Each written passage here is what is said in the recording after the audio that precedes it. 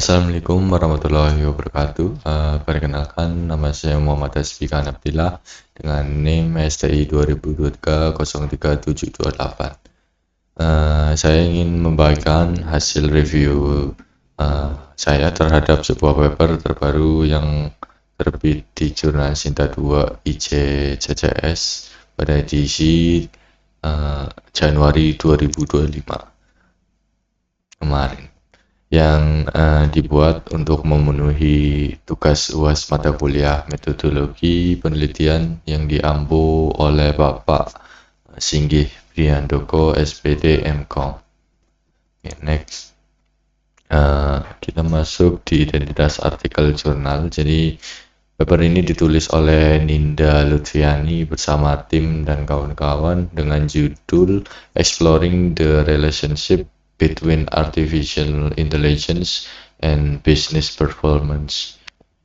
Fokus utama dari riset ini adalah melihat bagaimana pengaruh adopsi AI itu terhadap performa bisnis. Khususnya ada 4 area, yaitu kepuasan pelanggan, efisiensi, kemudian produktivitas, dan juga pendapatan perusahaan. Di riset ini mengambil sudut pandang dari organisasi yang memang sudah menerapkan teknologi AI dalam operasional mereka. Topiknya sendiri ya sangat menarik dan relevan untuk tren industri saat ini. Next. Ingin masuk di metodologi dan desain riset. Jadi untuk memberikan gambaran ya bagaimana riset ini itu dijalankan, itu penulis menggunakan pendekatan kuantitatif dengan desain cross-seksional. Mereka mengumpulkan data dengan menyebarkan kuesioner ke 220 organisasi itu yang sudah menggunakan AI, menggunakan teknik purposive sampling. Setelah datanya terkumpul, analisisnya itu dilakukan menggunakan metode PLSM dengan bantuan software dengan nama Smart PLS. Ya, secara umum alur pelaporannya itu pengujian struktural yang ada di dalam paper ini itu sudah mengikuti standar penulisan yang sistematis. Oke, kita kalau kita lihat pada bagian hasil riset yang dilaporkan itu hasilnya menunjukkan performa model yang sangat kuat. Penulis menyebutkan bahwa seluruh hipotesis yang diajukan terbukti signifikan dengan nilai p-value 0.000 dan koefisien jalurnya juga tergolong tinggi ya. Itu di rentang 0.778 sampai 0.843, dan artinya ada hubungan positif yang kuat antara variabel. Selain itu, nilai R-square yang dihasilkan berada di angka 60.5% sehingga 71,1%. Dan dari angka-angka ini, penulis menyimpulkan bahwa investasi pada teknologi AI memang memberikan dampak yang sangat masif dan positif yang nyata bagi kinerja bisnis perusahaan. Namun ada beberapa detail statistik ya di bagian dalam yang kita perlu perhatikan lebih teliti. Oke. Masuk di analisis dan temuannya ya. Yang dari hasil penelitian saya ada 3 celah atau catatan maksud saya, yaitu kelemahan metodologi utama yang penting terkait metodologi yang digunakan ya. Pertama, mengenai transparansi sampel.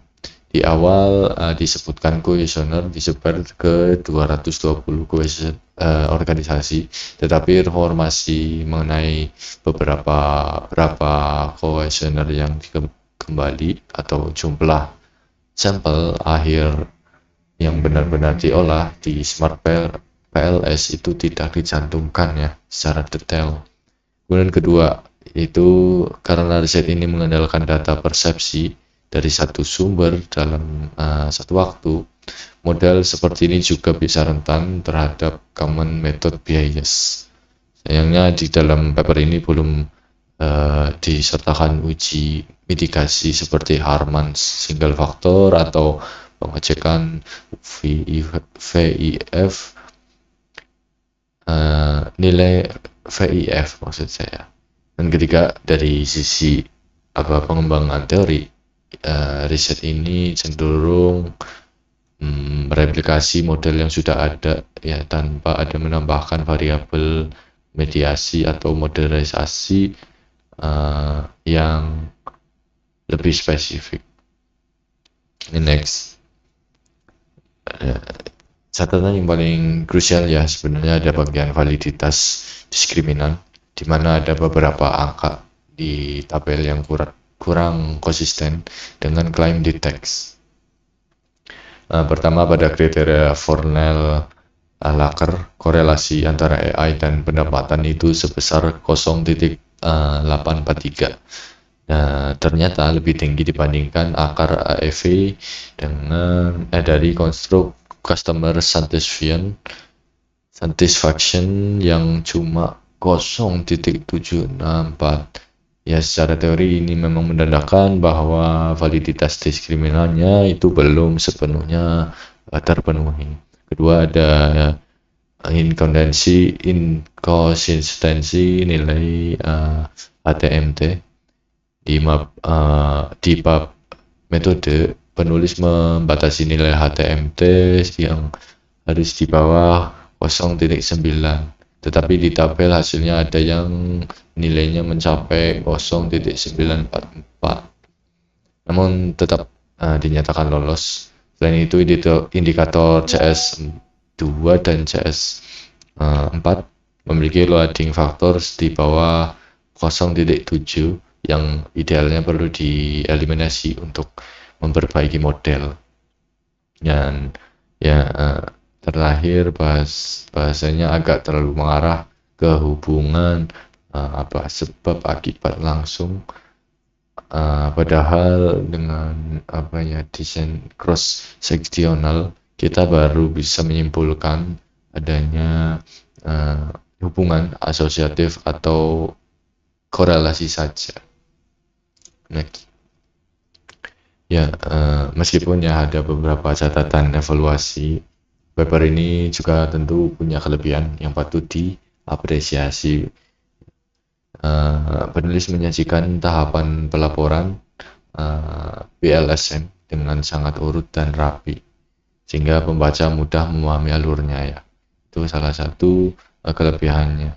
Dan juga topik mengenai integrasi AI ini juga sangat kontekstual dan banyak dicari oleh pelaku industri saat ini. Ditambah lagi secara internal ya, reliabilitas datanya sudah bagus karena nilai Coron Batch Alpha dan Composite Reliability semuanya konsisten berada di atas batas aman, yaitu 0,7. Next. Ya, kita ringkas di poin utama yang menjadi keterbatasan paper ini meliputi 3 hal, yaitu interpretasi validitas diskriminan yang kurang pas dengan angka yang ada di tabel, ukuran sampel akhir yang tidak disebutkan secara eksplisit, serta belum adanya bagian keterbatasan limitation yang menguraikan kekurangan desain riset ini secara objektif. Next. Masuk ke rekomendasi dan perbaikan sebagai saran ya. Kedepannya model statistik di paper ini perlu dievaluasi ulang dengan menghapus indikator yang lemah seperti CS2 dan CS4 agar syarat validitas HTMT bisa terpenuhi. Untuk riset lanjutan akan jauh lebih kuat lagi jika data kuesioner dikombinasikan dengan data objektif, misalnya laporan keuangan real perusahaan, serta menambah variabel mediator agar memunculkan kebaruan atau novelty. Oke, next. Oke. Oke, mungkin itu saja yang bisa saya sampaikan. Mohon maaf jika terdapat salah kata atau kekurangan dalam penyampaian. Terima kasih yang sudah menonton. Wassalamualaikum warahmatullahi wabarakatuh.